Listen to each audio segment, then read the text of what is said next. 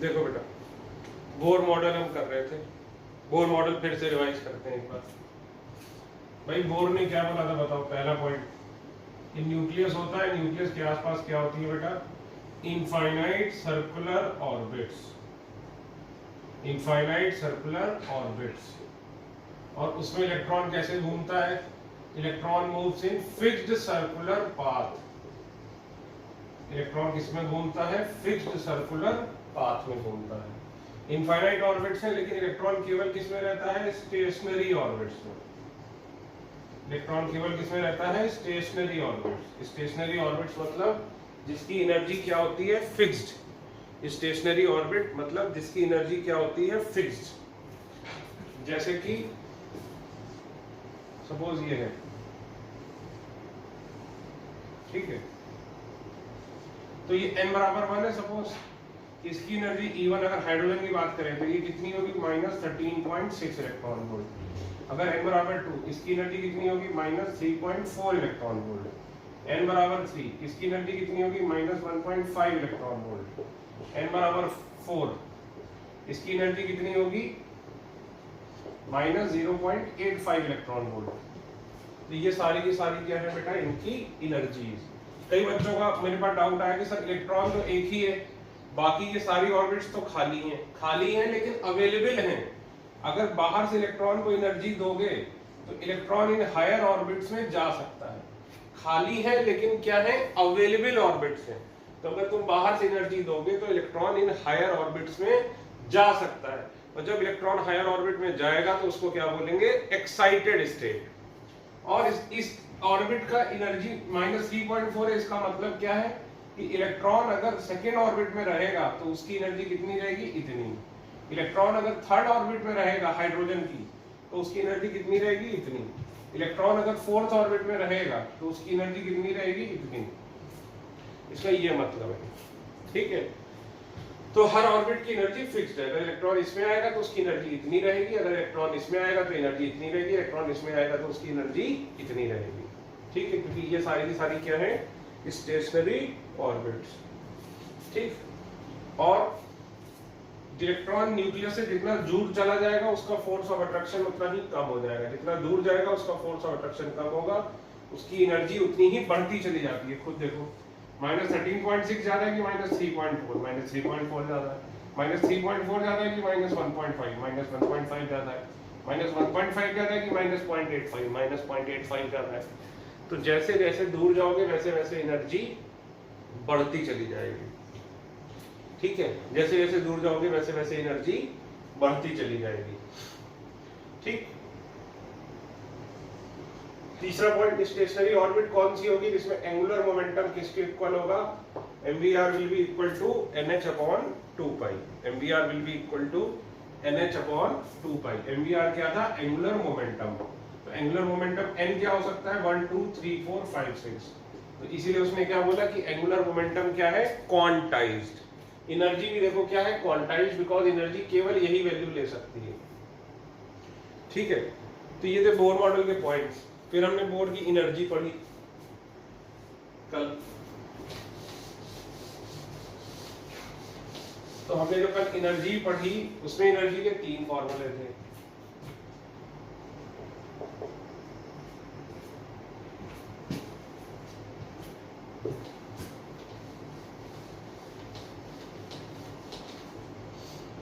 En is equal to -1312 Z²/n² kilojoule पर मोल। यानी एक मोल अगर एटम लोगे तो उसकी एनर्जी, अब देखो एक एटम में एक ही इलेक्ट्रॉन है, तो एक मोल इलेक्ट्रॉन बोलो या एक मोल एटम बोलो, इस केस में एक ही बात है। इस केस में क्यों, इस केस में क्यों एक ही बात है, क्योंकि एक एटम में कितने इलेक्ट्रॉन है, एक। दूसरा फॉर्मूला क्या था, -21.8 × 10⁻⁻19 Z²/n² जूल पर एटम। पर एटम मतलब एक एटम में कितने इलेक्ट्रॉन है, एक ही इलेक्ट्रॉन। क्यों है, क्योंकि ये बोर्स मॉडल है। बोर्स मॉडल केवल किसके लिए वैलिड है, उन एटम्स के लिए जिनमें एक इलेक्ट्रॉन है। और इसमें देखो यूनिट बदल दी।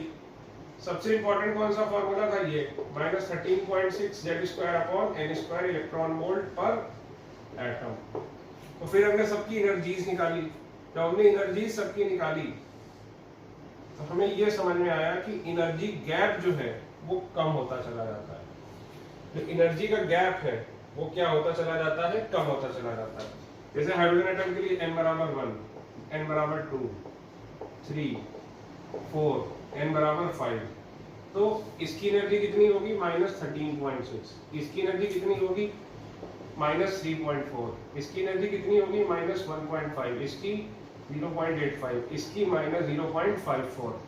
आपको बोला था ये वैल्यूज आपको याद होनी चाहिए, ठीक है। फिर खुद देखो ये गैप सबसे ज्यादा है, उसके बाद ये, उसके बाद ये, उसके बाद ये। फिर सवाल किया था अगर इलेक्ट्रॉन यहाँ से यहाँ ट्रांजिशन करेगा, यहाँ से यहाँ करेगा, यहाँ से यहाँ करेगा, यहाँ से यहाँ, तो एनर्जी सबसे ज्यादा किस में इमिट होगी, इस वाले में। तो एनर्जी ई क्या होती थी, hc/λ, एनर्जी इमिट होगी, एनर्जी इमिट होगी तो जिसकी एनर्जी मैक्सिमम होगी उसका लैम्डा क्या होगा, इनवर्स रिलेशन है, लैम्डा मिनिमम होगा। तो ये हमने कल किया था। अब आज हमें करना है रेडियस और वेलोसिटी। तो पहले हेडिंग डालो radius of orbit, radius of orbit.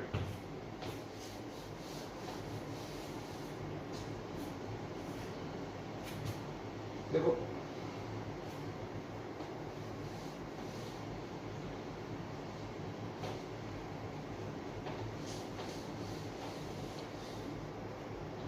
देखो रेडियस कितना है, n square h square 4 pi square me square k z, ये फॉर्मूला है।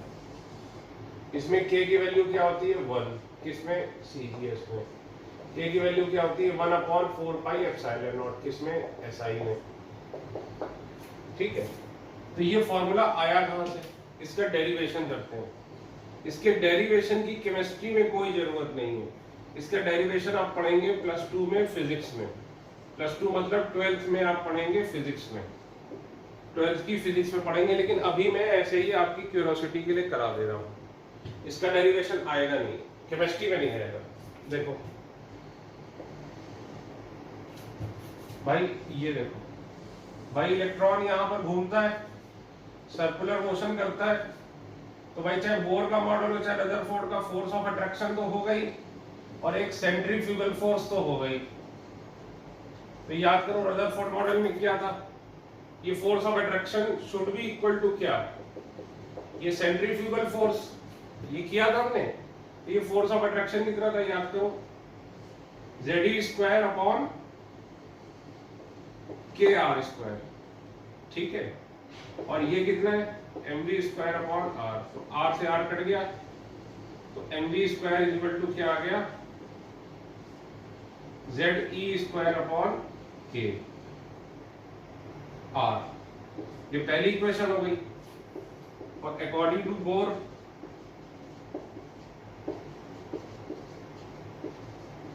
mvr nh/2 पाई, स्क्वायर कर दो, तो m² v² r² n² h²/4 पाई²।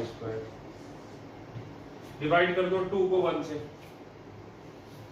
देखो बनता है कि नहीं, कोशिश करो।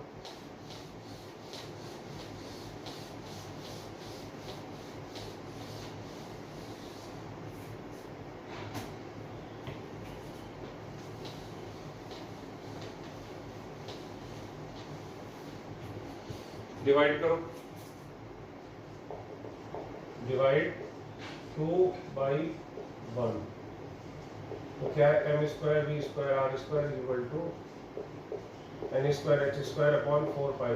इसको डिवाइड कर दिया तो क्या आया mv² और यहाँ पर क्या आ गया ke²।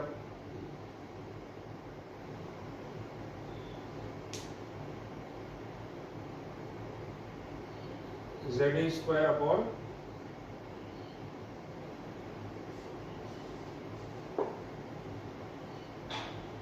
kr, ठीक है। तो यहाँ पर आ गया kr, तो m से m कट गया, v² से v² कट गया, ये एक आर से ये एक आर कट गया, तो क्या आ गया, M R is equal to N square H square के।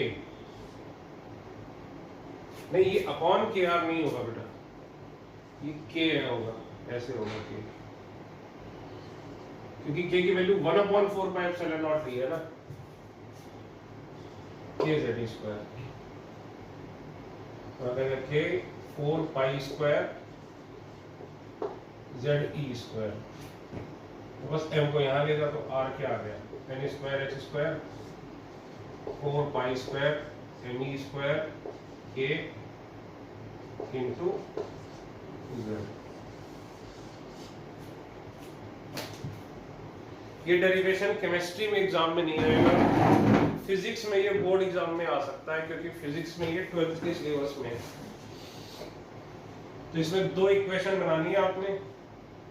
पहली इक्वेशन देखो कौन सी भाई, जो रदरफोर्ड में पढ़ी थी कि force of attraction is equal to centrifugal force, तो K Z square upon R square is equal to M square upon R, ये होगी पहली इक्वेशन। और दूसरा, बोर मॉडल ने बोला था M B R is equal to N H upon 2 इसको स्क्वायर कर दो, ठीक है।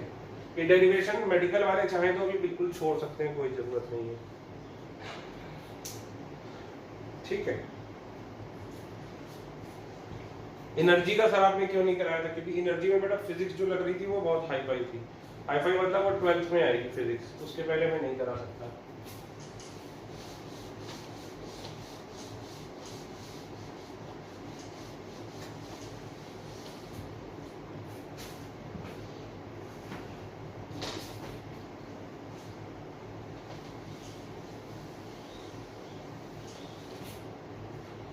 अब देखो, इसको मैं ऐसे लिख सकता हूँ, h square upon 4π² m e square k n square by Z.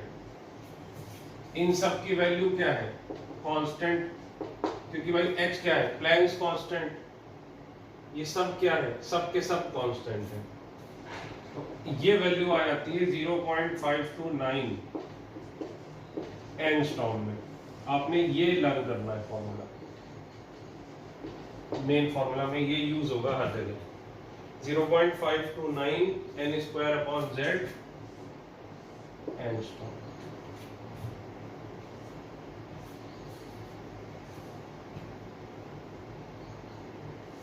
ठीक है,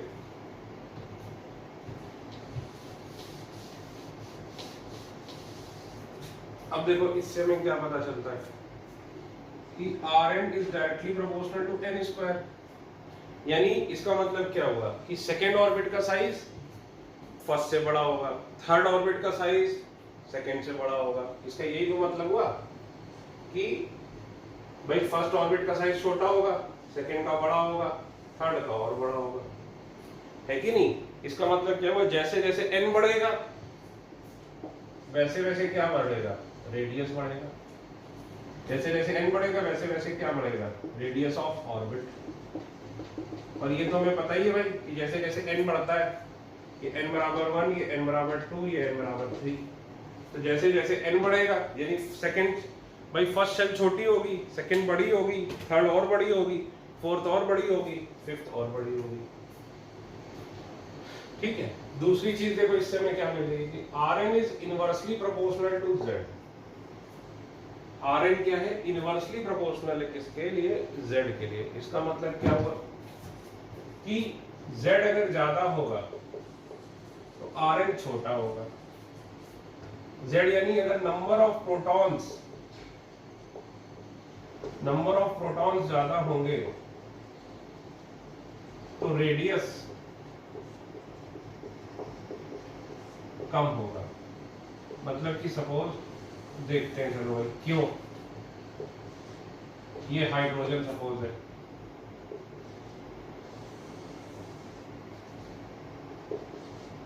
ये He+,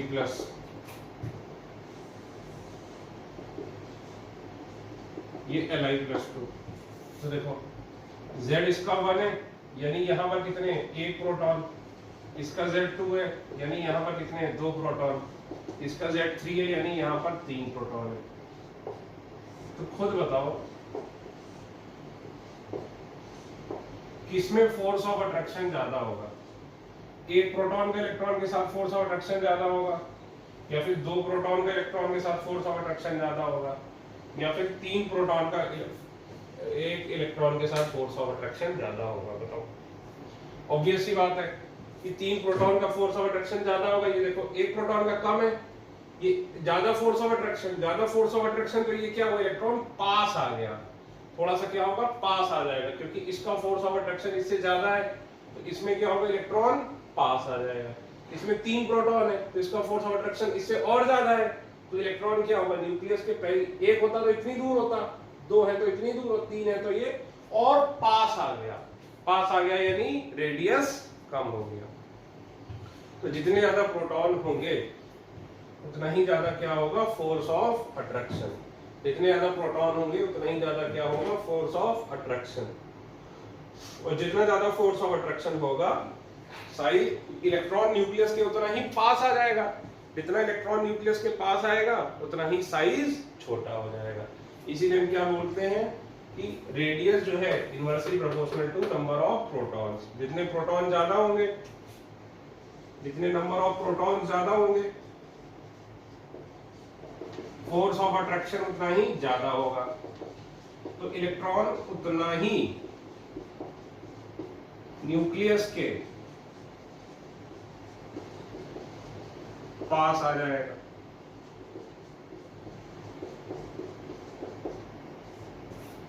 तो रेडियस कम हो जाएगा।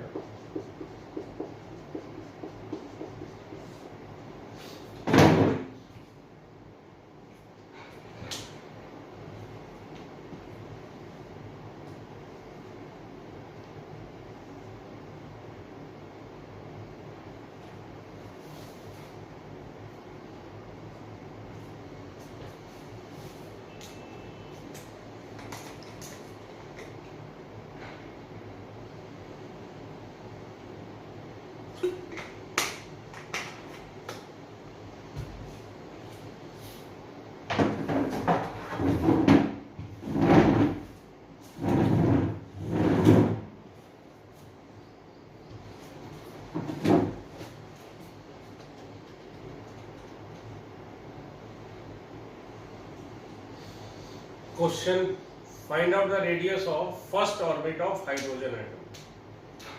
Find out the radius of first orbit of hydrogen atom.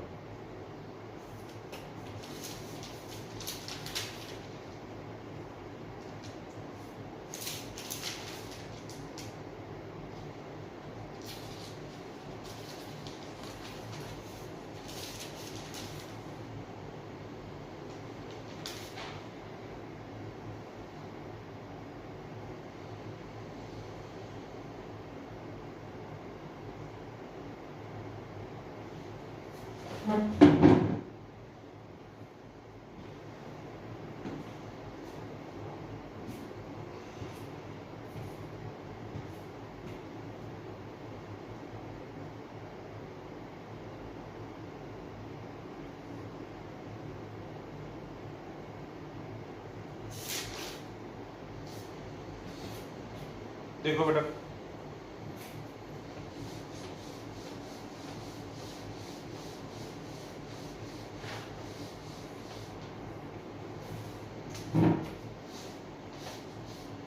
Radius का फॉर्मूला क्या लगाओगे, 0.529 n square upon z angstrom. For hydrogen atom z equal to क्या है, 1। हाइड्रोजन एटम के लिए भाई z 1 होता है, और गिवन है फर्स्ट ऑर्बिट, तो फर्स्ट ऑर्बिट यानी n बराबर 1, तो Rn क्या हो गया, 0.529 1 स्क्वायर अपॉन 1 एंगस्ट्रॉम, यानी 0.529 एंगस्ट्रॉम। तो इस वैल्यू को क्या बोलते हैं, बोहर्स रेडियस। इसको डिनोट करते हैं A0 से। लिखो, फिर लिखाता हूं, यानी R1 equal to A0 equal to 0.529 angstrom. इसको क्या बोलते हैं, बोअर्स रेडियस।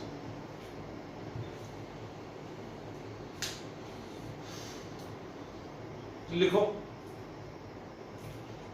कि the radius of first orbit of hydrogen atom, the radius of first orbit of hydrogen atom is known as Bohr's radius, is known as Bohr's radius. It is denoted by a naught, it is denoted by a naught. यानी जो हमारा formula है, देखो hence we can write our formula as, ये देखो ये box बना के लिखो फिर से कि ये जो वैल्यू है 0.529 एंगस्ट्रॉम, इसको क्या लिख देते हैं, ए नॉट। ए नॉट बोले तो Bohr's radius. Question, find out the radius of third orbit of Li+2, second orbit He+।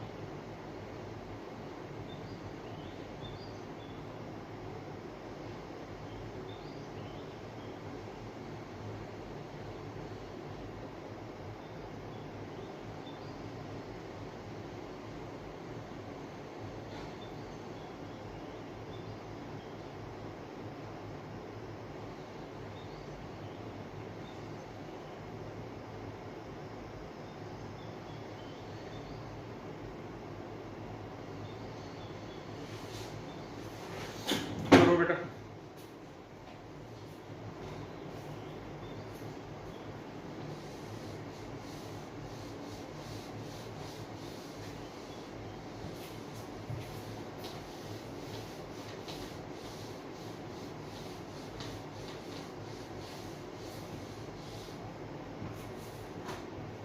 देखो ए वाला कराता हूं।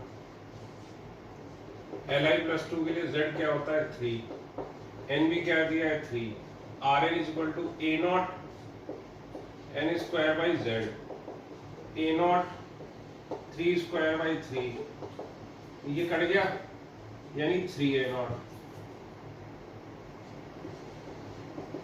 तो 3a नॉट आ गया यानी 3 इंटू 0.529 एंगस्ट्रॉम। करो बी वाला करो।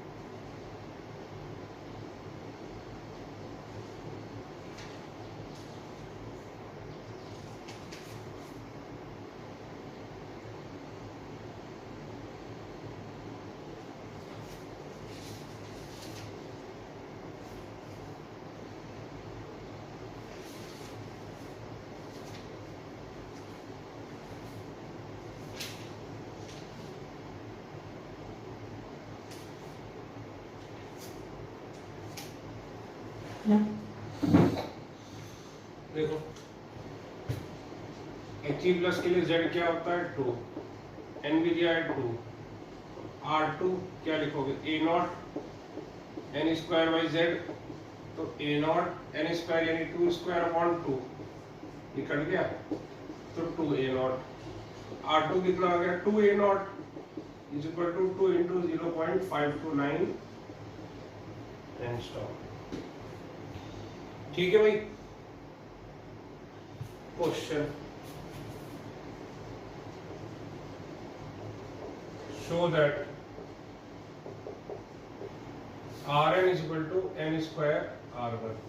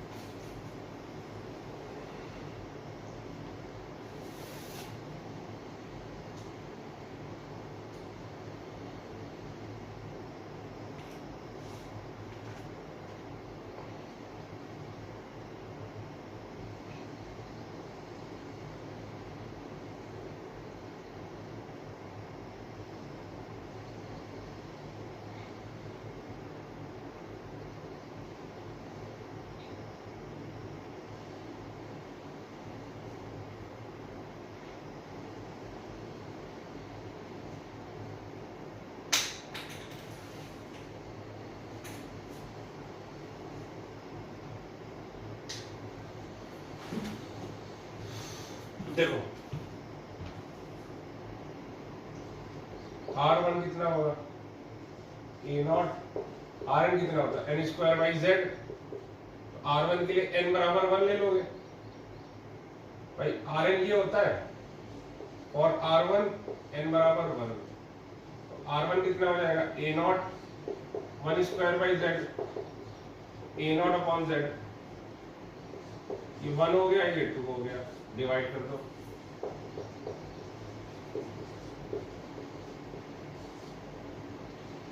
Rn अपॉन R1 कितना हो गया a naught n square by Z upon a naught upon Z. ये कट गया, कितना आ गया n स्क्वायर, यानी Rn कितना आ गया बेटा n square R1। In general we can say Rn is equal to n square R1।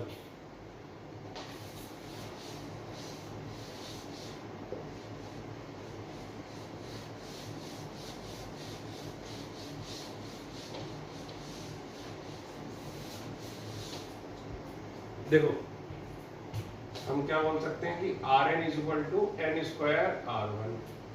इसका मतलब क्या हुआ, R2 is equal to 2 square R1 यानी 4R1, R3 is equal to 3 square R1 is equal to 9R1, R4 is equal to 4 square R1 is equal to 16R1, R5 is equal to 5 square R1 25R1 and so on। ठीक है, यानी R1 is to R2 is to R3 is to R4 is to R5 कितना हो गया भाई, 1 is to 4 is to 9 is to 16 is to 20। लिख लो बेटा, और ये लर्न भी होना चाहिए, आगे कई जगह ये यूज होता है।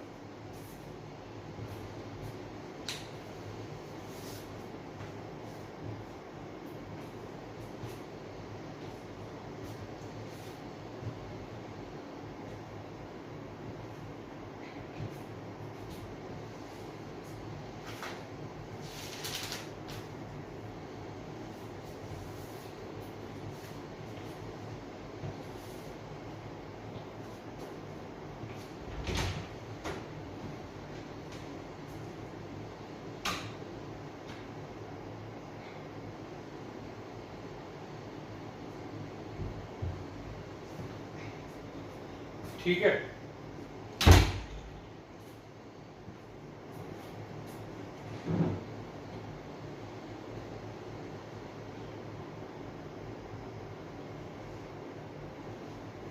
क्वेश्चन लिखो, find out the space between,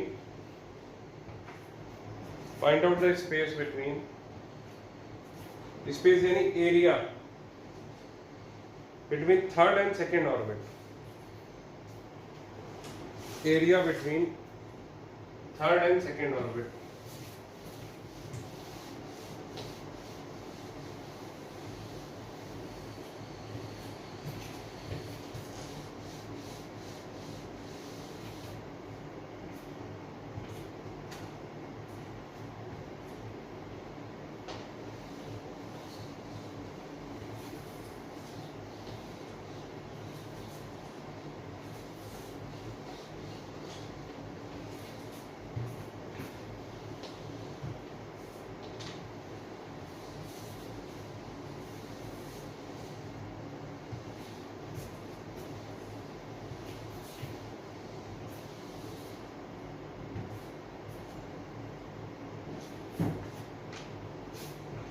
देखो बेटा, थर्ड और सेकेंड ऑर्बिट के बीच का area,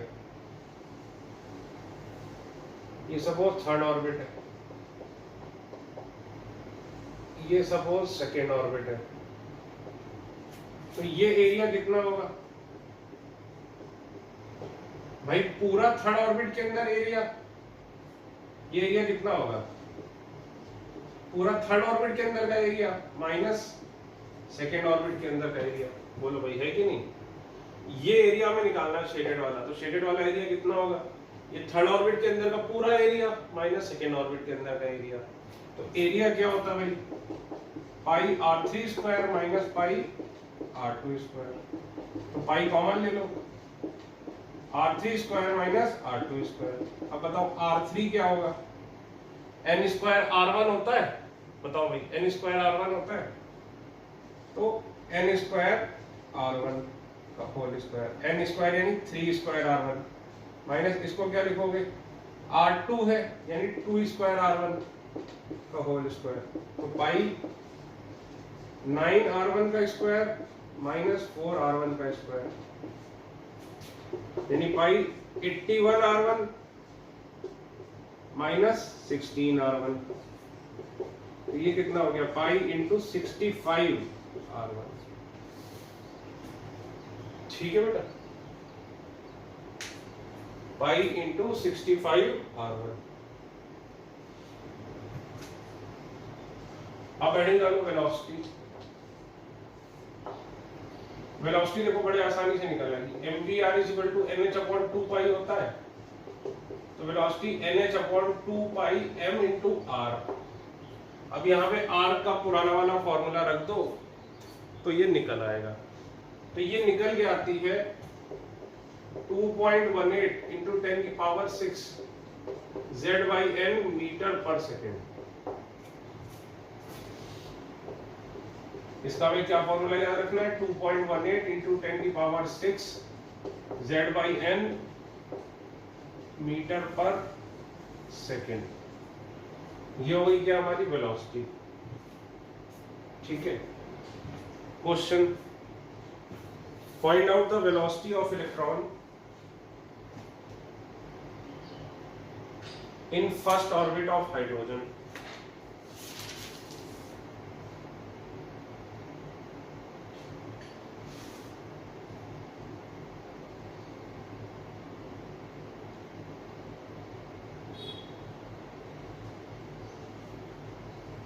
Find out the velocity of electron in first orbit of hydrogen।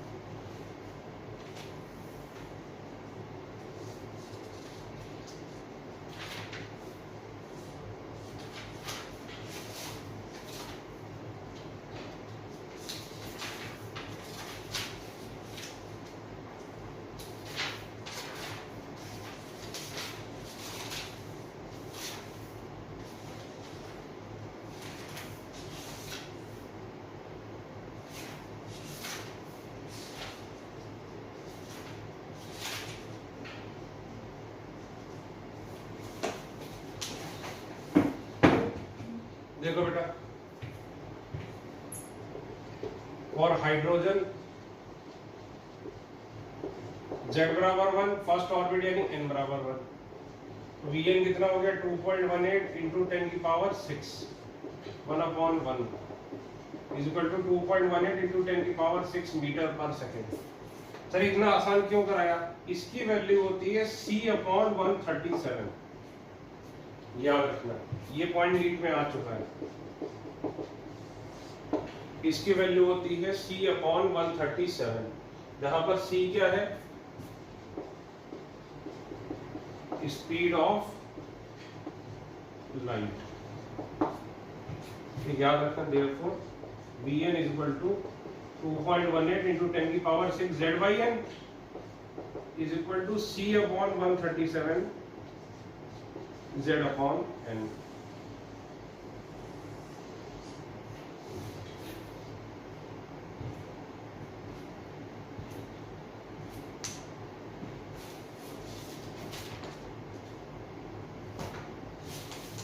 Question: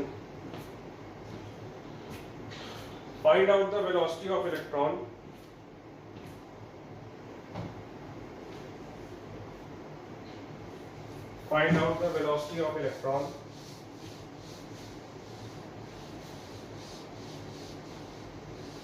in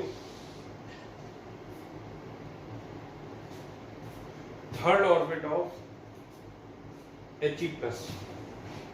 Find out the velocity of electron in third orbit of He plus.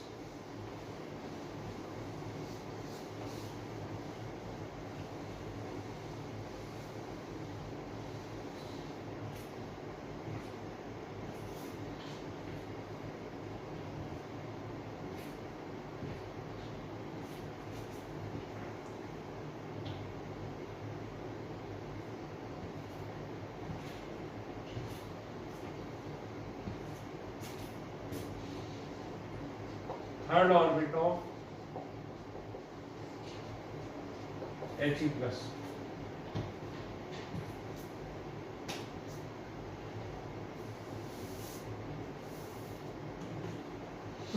देखो for ZE for HE plus Z कितना होता है 2, N कितना होता है 3, तो velocity कितनी हो जाएगी 2.18 इंटू 10 की power 6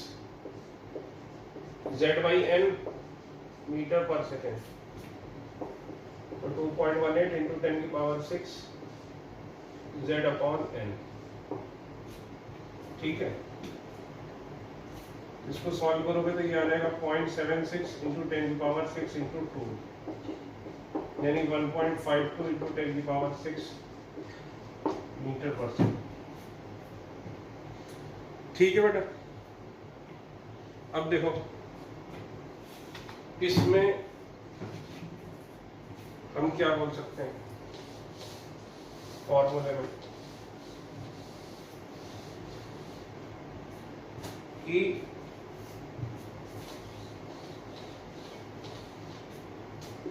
velocity is inversely proportional to n। याद करो रेडियस क्या था, directly proportional to n square by z था, और वेलोसिटी क्या है, इनवर्सली प्रोपोर्शनल टू n। यानी जैसे जैसे हम दूर जाते हैं वैसे वैसे स्पीड कम होती जाती है। लिखो जैसे जैसे, इसके बाद लिखो बेटा हिंदी में। हो सकता है भी आपको लगता हो कि मैं फास्ट लिखवाता हूँ, लेकिन धीमे धीमे आपकी आदत पड़ जाएगी, क्योंकि आपने 12th में लिखना है, 12th में बोर्ड एग्जाम में बहुत ज़्यादा लिखना होता है, तो अगर वो 10th वाली स्पीड रखोगे तो बेटा लिख नहीं पाओगे, और इंजीनियरिंग में या मेडिकल में तो और बहुत ज़्यादा लिखना होता है पेपर में, तो आपकी हाथ जो है वो मशीन बननी चाहिए। लिखो हिंदी में कि जैसे जैसे हम न्यूक्लियस से दूर जाते हैं, जैसे जैसे हम न्यूक्लियस से दूर जाते हैं वैसे वैसे स्पीड ऑफ इलेक्ट्रॉन कम होती चली जाती है। जैसे जैसे हम न्यूक्लियस से दूर जाते हैं वैसे वैसे स्पीड ऑफ इलेक्ट्रॉन कम। ठीक है, तो देखो note V1 is to V2 is to V3, क्या लिखोगे भाई, 1 is to 1/2 is to 1/3, यही तो लिखोगे भाई। V1 प्रोपोर्शनल है 1/n के, तो इसको अगर होल नंबर में लिखना है तो मल्टीप्लाई बाई 6 कर दो, तो 6 is to 6/2 is to 6/3, यानी क्या आ गया 6 is to 3 is to 2।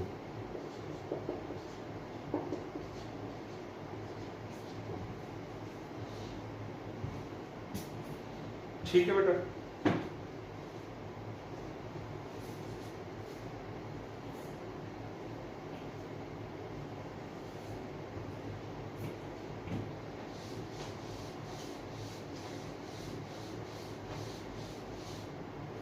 अब हेडिंग डालो time period and frequency.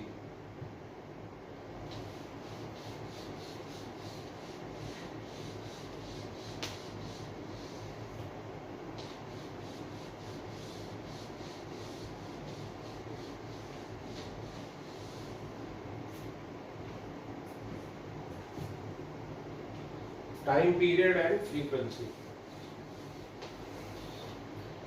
Time period क्या होता है भाई? कि मान लीजिए ऐसे सर्कुलर चक्कर लगा रहा है तो कितनी देर में एक चक्कर लगा पा रहा है? लिखो हिंदी में, टाइम पीरियड क्या होता है? लिखो कितने सेकंड में एक रिवॉल्यूशन, ये जो चक्कर लगा रहा है तो कितने सेकंड में एक बार रिवॉल्व कर रहा है। फ्रीक्वेंसी क्या होती है?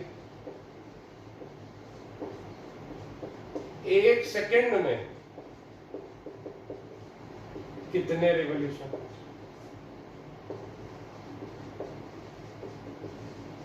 फर्क समझो तो सबके बीच।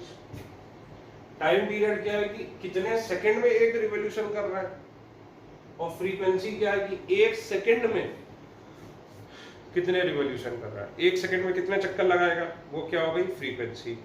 और टाइम पीरियड क्या होता है कि एक सेकंड में कितने रिवॉल्यूशन। फ्रीक्वेंसी क्या होती है 1/टाइम पीरियड।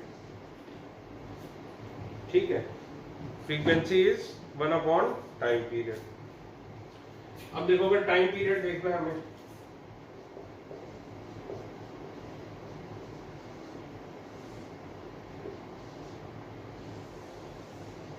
तो भाई कितने सेकंड में एक चक्कर लगाया, तो ये डिस्टेंस कितना है बताओ। ये डिस्टेंस इज, भाई टाइम क्या होता है?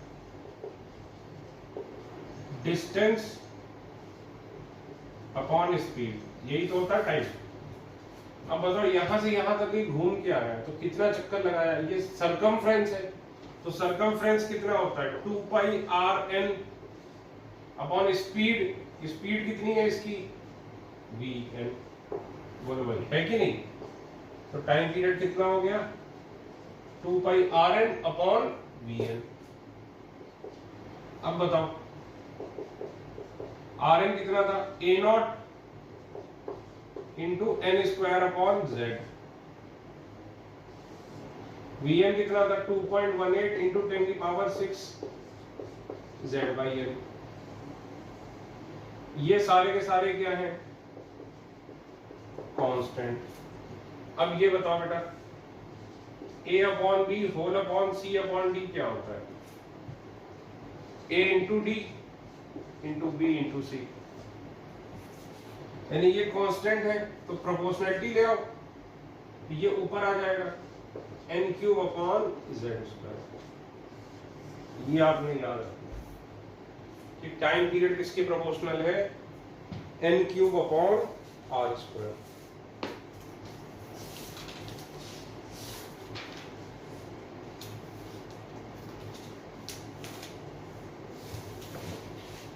ठीक है, n³ upon r²।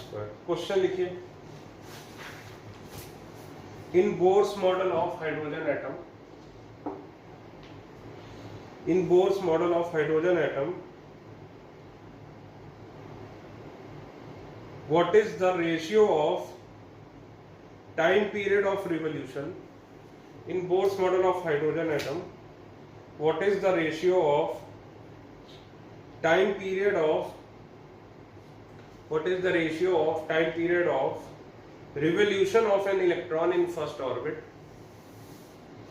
revolution of an electron in first orbit to that in the second orbit, to that in the second orbit?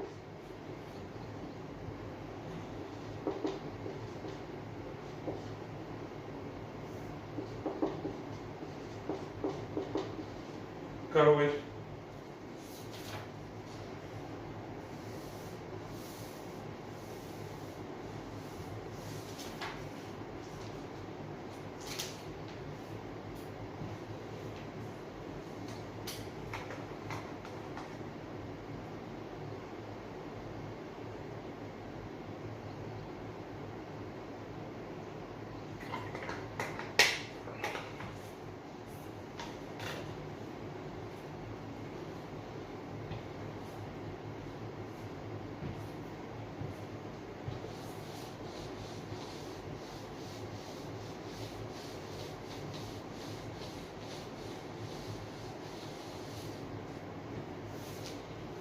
देखो T1 is time period proportional है किसके, n क्यूब अपॉन z के, तो T1 proportional होगा किसके, 1 cube upon z। अब hydrogen के लिए बताओ कितना होता है z, z इक्वल टू 1, तो T1 will be proportional to n cube, है कि नहीं, बोलो भाई, क्योंकि z क्या हो गया 1, तो therefore T1 is proportional to 1 cube और T2 is proportional to 2 cube, divide कर दो, तो T2 upon T1 is equal to 2 cube upon 1 cube, यानी 8 अपॉन 1। तो पूछा था 1:2 का, तो T1 upon T2 is equal to 1 cube upon 2 cube, तो 1 अपॉन 8। अगला question, find out the ratio of, find out the ratio of time period of revolution in second shell of Li plus 2 to third shell of Li plus 2, in second shell of Li plus 2 to third shell of Li plus 2।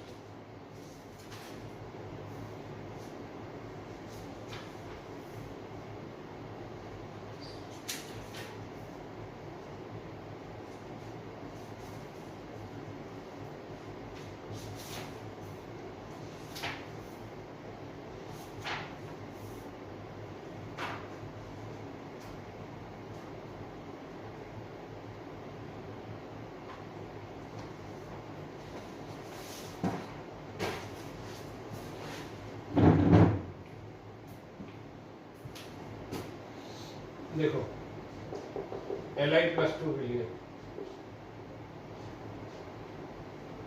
भाई T2 will be proportional to क्या, 2 cube upon z, T3 will be proportional to क्या, 3 cube upon z, क्योंकि Tn proportional होता है किसके, n cube upon z square के, बेटे z square होगा, सॉरी ये मैंने गलत लिखा था, ये क्या होगा, n cube upon z square, ये स्क्वायर होगा, डिवाइड कर दो, तो ये क्या हो गया, 3 स्क्वायर अपॉन z स्क्वायर, ये कट गया, तो 9 अपॉन 4, तो T3 अपॉन T2 कितना हो गया बेटा, 9 अपॉन 4, ठीक है।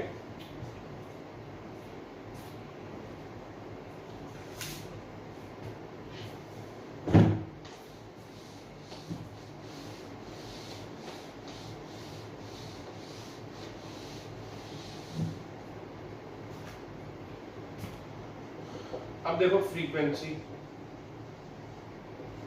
फ्रीक्वेंसी क्या होती है, 1 अपॉन टाइम पीरियड, यानी ये प्रोपोर्शनल होगी किसके, z square upon n cube के, बस।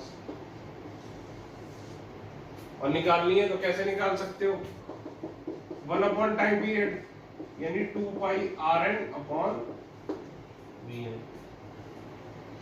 ठीक है।